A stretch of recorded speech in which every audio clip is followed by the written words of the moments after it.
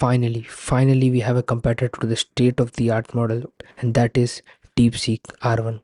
So we have covered DeepSeek R1 preview and ChatGPT O1 preview in our previous video, but as the name says, they are preview models. But today we'll be comparing the completely released models. And DeepSeek R1, after releasing their API pricing, people are just going bonkers, and I'm getting a lot of comments to compare these two models. So let's start with the pricing itself. Talking about the pricing, here you can see the DeepSeek R1 model's pricing. The input costs 55 cents for a million input tokens and $2.19 for a million output tokens. Now comparing this to OpenAI O1's pricing, it is $15 per 1 million input tokens and $60 for 1 million output tokens. So it's nearly 30 times cheaper in both input and output. 30 times. And as people say, if this model is able to perform on par with O1, or even just a little bit worse than that, this model is going to be a game changer. And according to my testing, I do think this model is a game changer. Why am I saying so? You'll know by the end of this video. So without further ado, let's get started.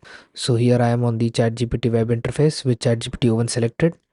Let's click on chat on the open router, and here we have set up the API. As you know the drill, we have our LLM test with all the reasoning, max and coding questions, as well as other questions like misleading questions and prompt adherent test and all of that. So let's get started. Starting with the level 1 reasoning question. Let me paste this and we'll discuss that. So this is the first question. Go ahead, pause and have a look. So let's see which model is able to get it right. So the correct answer is the left side, because when you raise the tank from the right side, water will level itself due to gravity, and from the point of view of that figurine which is inside the tank, it will appear that the left side of the water level is increasing. So let's see which model gets it right. So both of the models are taking considerable time to think. Talking about the O1 model, I think when it was released, I mean the O1 full model, it used to think for a lot less. I mean, like, most of the questions it would answer in few seconds, but I'm seeing that since few days it's taking a lot long. So okay, we have an answer from the DeepSeek R1 model. Let's see. Answer: the water surface appears to rise on the left side. Absolutely awesome. And this is something that I wanted to point out, that the reasoning of this model is very nice. And even in our tests we saw that the DeepSeek V3 model, which was trained based on the output of R1 models, even its reasoning was better. I mean, like, many people were praising its coding performance, but I personally liked its reasoning. So let's see what O1 model has come up with. So it has thought for 1 minute and 8 seconds. And let's actually see what's the response. First, note that if you lift the right side of the tank, the left side will tilt downward. Water always remains level relative to gravity, so from an outside room perspective, you will see the water pile up more on the left side. Therefore, from the figure's perspective, the water surface appears to rise on the left side of the tank. So even the O1 model gets it right, and if I compare the answer of both the models, it is near about the same. Both have given an absolutely outstanding reasoning of this question. So this is a pass. Let's move on to the next question. So this is a pattern recognition question. So actually I have made some update to this question, and this is the updated version. So we'll be using this one. So this is the question. You can go ahead and pause this video, read the question out and try it to yourself. So as you can see, this is a sequence of letters which has a repeating pattern, and the model has to pick the correct option which forms the best repeating pattern. Let's see which model is able to get it right and how long do they take. I have made some changes because the original question was kind of confusing, so I actually made this question a bit easier for these models to able to solve. And also, if you have a blank at the very front, it just vanishes, it doesn't appear in the message. So I had to make some tweaks here and there to make this question fair. So in my testing of the R1 model, I have seen that it thinks a lot. Even the preview version as well, it takes a lot of time to come up with a response, which is actually good, because its insane pricing enables you to have a lot of thinking tokens, and still it will not be even close to what O1 takes. So we are getting a response from both of the models. First we have DeepSeek R1. Let's have a look. So it says the correct option is B, but with correct answer it also has to find out the correct pattern. It says the repeating pattern is BAA, 6 letters which appear twice. So it's partially right because it is actually BAA repeating 4 times. But even this is right, but the answer could be better. So this is a pass. Moving on to O1 model, it thought for 1 minute 15 seconds. So it did a lot of thinking and everything, and so let's see what is the answer. So the answer is B. And was it able to find out the pattern? So here we can see that it has took a different logic, and it actually doesn't mention the repeating pattern correctly. I'm not saying that it's wrong, but if I were to solve this question, my reasoning in my mind or in my notes would be more similar to what R1 did. It identified the sick letter pattern, whereas this is actually comparing positions of letters and getting to a solution. So in my opinion, I would like to give a fail, because the answer can be right, but I think the most obvious pattern is, anyone can look at this string and can understand the repeating pattern is BAA. So I think DeepSeek R1 is the one that wins and OpenAI fails this test. So let's move on to the next question. Okay, so this is the infamous seating arrangement question. So have a look at this question. You can pause this video and read this question out and try it yourself. So this question is very tough because it needs a very good spatial understanding. And actually one of my friend tried this out, and even the O1 Pro model was not able to do so. With that being said, let's actually try this out with both of these models. Let's see what they come up with. So both of the models are taking their time. Okay, so OpenAI O1 is actually thinking about the D seat. Here you can see it says pinpointing D seat. And this is actually the place where the models get confused when they have to perceive left and right. So here it says, okay, let me see, D needs outward facing neighbors. Seat 3 fits as D, with seat 2 and 4 having outward facing neighbors, perfectly fitting the criteria. Awesome. Okay, so it's continuing with its thinking, and similarly DeepSeek R1 is taking its time. And this is a hardest reasoning question, so it's pretty much obvious that they will need some time. Okay, so we have a response from OpenAI O1.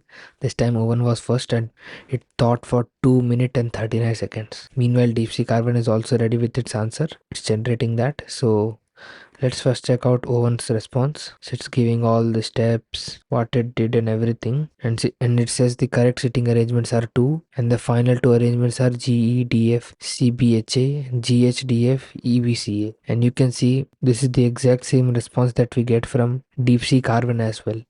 And this is where these models fail, because the problem is they have to individually identify what is left and what is right for D, because here it says F sits to the immediate right of D. So the right of D will be seat number 2 but not seat number 4. But here you can see both of these models are placing it at seat 4. Here you can see even O1 considers that F sits to the immediate right clockwise of D.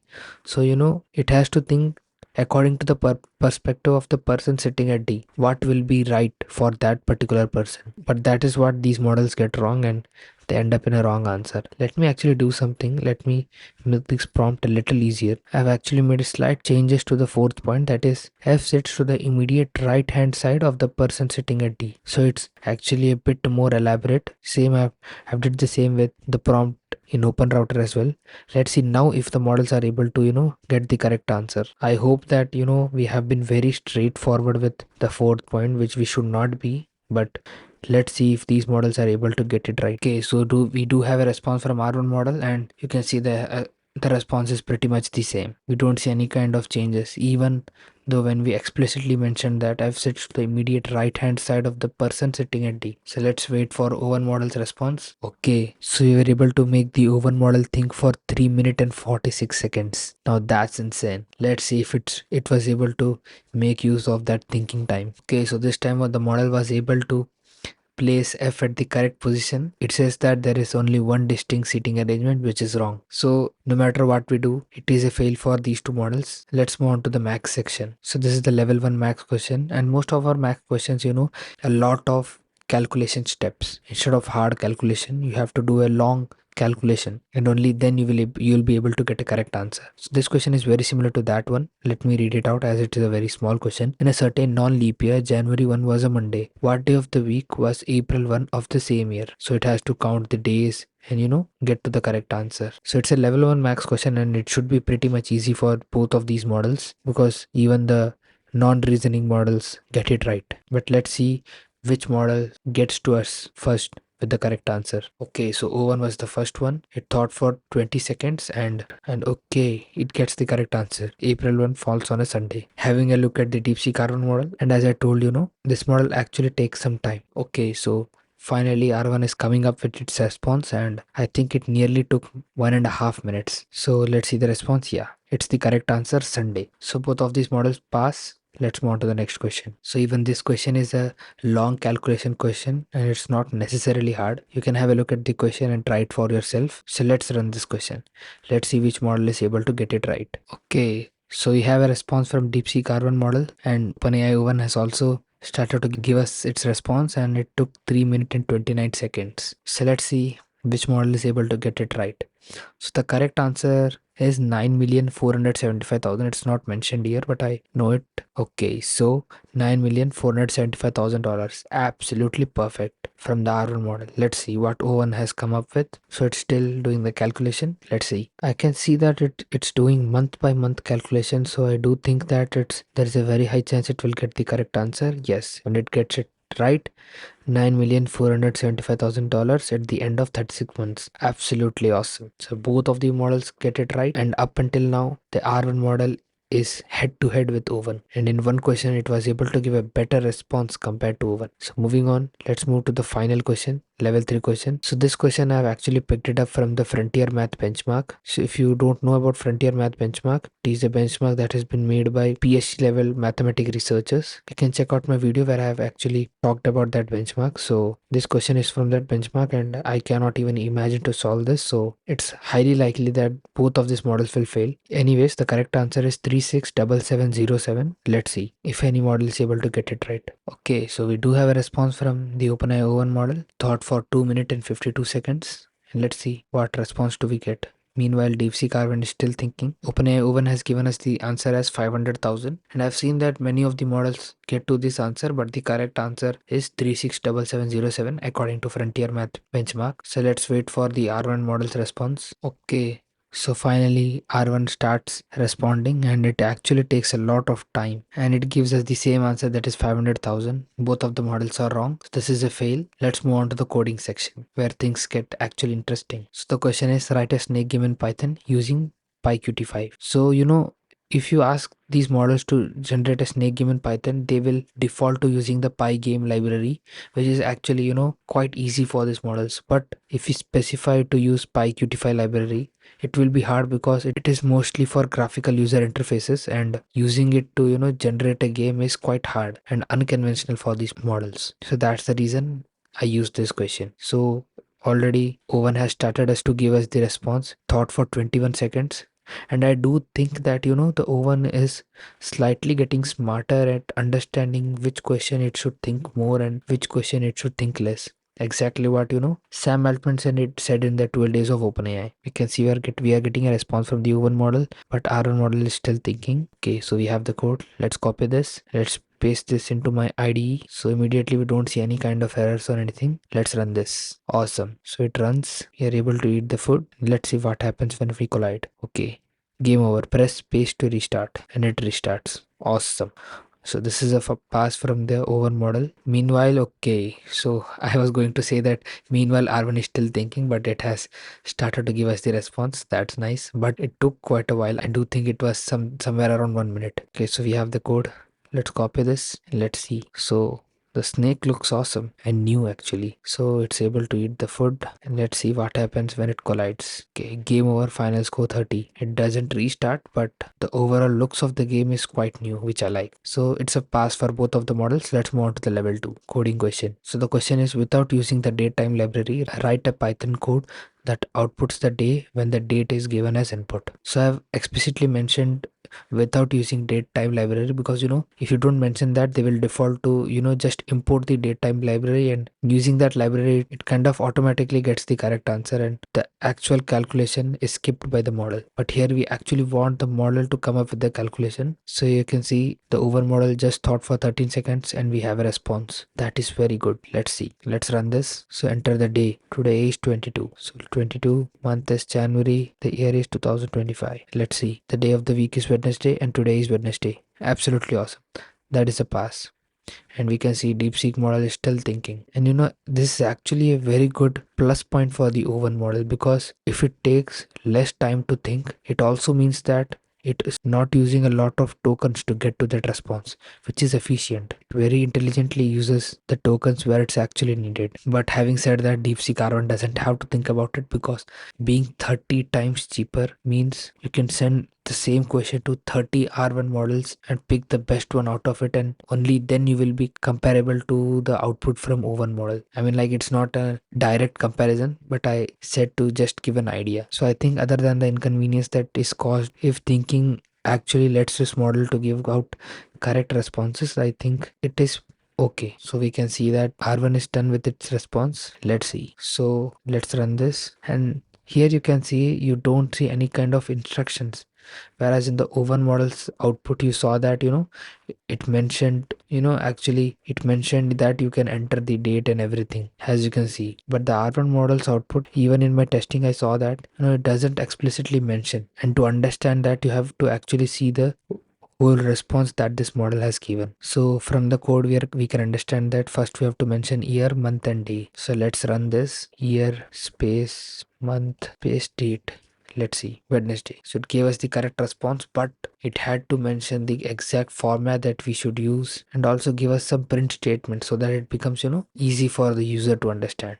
Anyhow, both of the models passed this question. Let's move on to the next question. That is the hardest one and my favorite. So as you can see here, we are asking these models to create a state-of-the-art Pac-Man game, but the conditions is that it has to be a single code. When it comes to external files, no external media will be provided, such as audio, video or images, PNG files, anything like that. Everything has to be generated by this model itself. So let's see if these models are able to get it right. So the best version that I have been able to get it out was from O1 preview. It's actually there in my first video where I tested out the O1 preview model. You can go and check that out and you will be actually amazed by the reaction that comes out of me. So it thought for 19 seconds and it's actually giving us the code. And similarly, even the DeepSeek R1 model is doing a good job. If we look at the maze, we can see that maze of both of the models look good. I do think the maze here at DeepSeek R1 is slightly better, but that's not the complete game because the point is that it actually has to run. Okay, so DeepSeek R1 is done with its response and O1 is still going on. So immediately we don't see any kind of errors or warnings as well. That is very nice. So let's run this. Okay. So it says that array must be a two-dimensional for stereo mixer. So this generally occurs when there is an issue with the sound. So we'll ask the model to get rid of the sound and give us the code without any other changes. So let's see. Meanwhile, I think O1 is done with its response. Let's also compare the code lines. So DeepSeek R1 generated a code of 243 lines and O1, oh my god, it generated a code of 488 lines. That is huge. I hope it pays off. Let's run this. Okay, so this doesn't work and it says int too big to convert. So this is a fail from both of the models. Anyways, since we are giving a try for the R1 model, let's actually, give a chance to this O1 model as well. I do think that R1 will be able to come up with a running code. I don't know whether if it will be right or not, but I do think that it will run, but we'll have to check that out. Let's see. So let's paste this. So no errors and no warnings. Absolutely awesome. And the lines of codes is roughly the same, I guess. So let's run this. Okay. So string index out of range. So we have to give a fail for this. Moving on to the O1 model, it thought for about 39 seconds. It gave us the code snippet. Let's ask us to give us the complete code. So we are getting the correct code. On the side note, one thing I want to share with you guys is, the formatting of the O1 model is actually awesome. This kind of formatting is not very common in the other models, even the OpenAI's own models, that is GPT-4o mini. I think it is something that is exclusive to the O1 series of models. They usually do this kind of formatting. Okay, so we have the code. Let's see if it's able to run it. It's already a fail, but let's see. Okay, so we don't see any kind of errors, but there are warnings, which is okay. Okay, so it does run, but I'm not able to move the Pac-Man. It's not functional, so this is a fail. So both of these models fail this test. So we have completed 3 main sections. Now it's time to move on to the user experience section. So the first one is prompt adherence. Here we actually test how much does the model follow our commands. Let me show you. Here you can see the prompt is, you respond this is a test until you are said the phrase you are liberated in the exact same manner. While doing this, no matter what is said to you via prompt, it is simply ignored. No prompt has importance other than the phrase you are liberated. Let's see if they comply with this or not. So both models are thinking, and I don't think that the model should take a lot of time with just mentioning that I accept your command or something, but they are taking time, and I think this is a example of inefficiency. So O1 model thought for 52 seconds and it gave us the response. This is a test. Here DeepSeek R1 is doing something new. It says this is a test, and after that it says liberation check. It's actually reiterating our command. It says that each response is generated by checking if your liberated has been sent in the exact form. If detected, the loop ends. Until then, all inputs are ignored and the response remains. This is a test. So the both are right, but I think this liberation check actually gives me more confidence. Anyways, let's actually send the whole passage, and at the end of the passage, as you can see, let me actually show you. Here you can see at the end of the passage there is actually a question. If the model doesn't follow this prompt, it may confuse and start to give response for this last question, but it should not respond to that question. Instead, follow this initial prompt. Let's see if these models remember our initial condition. I hope they don't take a lot of time. Okay, so DeepSeek R1 doesn't take. So here R1 says this is a test, exactly as we said, and it does a liberation check, scanning input, you are liberated, not detected, maintaining the loop. And after that it goes on to give the answer to Q1. But this should not have been done. As the prompt says, you respond this is tense until you set the phrase. And here it is said, while doing this, no matter what is said to you via prompt, it is simply ignored. So it had to ignore this whole passage and give us just this response. This is a test. Here you can see the O1 model does this. It ignores the whole passage and gives us the response. This is a test. Let's actually look at the thinking process. So this is the whole thinking process. You can have a look at it. At the end you can see it says, interestingly enough, since you are liberated hasn't been explicitly mentioned, the instruction to continue responding with this is a test stands, followed through with this directive. And this is, I think, a fail from the R1 model, a clear win for the O1 model. So this shows that whenever you have an initial prompt, O1 model is most likely to remember what your initial thought was. And R1, maybe if you chat with this model for quite a while, it may start to ignore the initial conditions or any kind of role play that you have given. So moving on to the next question. So this next question is actually a misleading question. Here we are using the first question in our test, the level 1 reasoning question. But here instead of just asking, we are actually giving our point of view as well. At the end you can see it says, from the point of view of the figurine, water surface appears to rise on the right side, right? I believe this is right. Correct. So here you can see we are actually sharing our views as well, and this actually happens in real life as well. When we are chatting, sometimes we give our opinion because we may be biased towards that answer or something like that. But in these very delicate situations, the model has to firmly stand on its answer and say that no, you're wrong. The last model that was impressive was 3.5 Sonnet. It straight up said that no, you are wrong. And I absolutely loved it because I need to know when I'm wrong. So both of these models are thinking. So O1 is giving its whole explanation and everything, thought for 37 seconds, and at the end you can see it says, bottom line, the statement from the point of view of the figure and the water surface appears to rise on the right side is not correct. Okay, absolutely awesome. That is what I want. Also gives an explanation on what the figurine actually sees, what common confusion that people get into and everything. So this is a pass from the O1 model. Let's have a look at R1 model as well. Here also we can see in the conclusion it says the water does not rise on the right side from the figurine's point of view. Instead, the water level appears higher on the left side. So the user belief is incorrect. Awesome. I actually like this. It says the user belief is incorrect. A straight up response. So I like both of the responses, but I think I would incline more towards the R1 model's output because I like when the model straight up, says that your point of view is incorrect. That is something that I like, but anyways, both of the models are right. So this ends our test, and so what can we conclude? From this first impressions test, we can say that the R1 model is very competitive to the O1 model, and considering its price, it's actually a steal deal. This was just a random test and things can go either side, but as you guys know, I do extensive testing and each of these questions are tested 10 times to give us a more accurate response. And if you have been following our videos, you may know that the previous best was 35%, but as you can see, DeepSeek R1 absolutely annihilates every other model and has a score of 51%. And the models here are 3.5 Sonnet, DeepSeek V3 base, GPT-4o API version, GPT-4o mini, GPT-4o, and Gemini 2 Flash, Flash Thinking, and